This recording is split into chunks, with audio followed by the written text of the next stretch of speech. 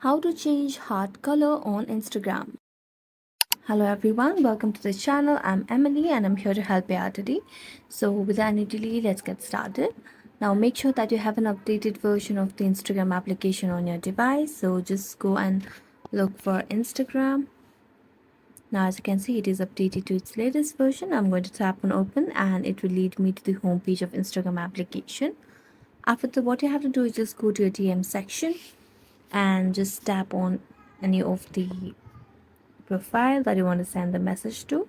So here, if I have to just search for the emoji, I'm gonna just search for hey, and I'm wanting to add the heart color over here. So generally it's red color that appears. Now if I want to change the color, what I'm going to do is on search button, just search for heart, and here you'll be able to see different colors of heart over here. So I can choose any of these and send it to the person. I'm tapping on the purple one. After that, tap on send, and there you go.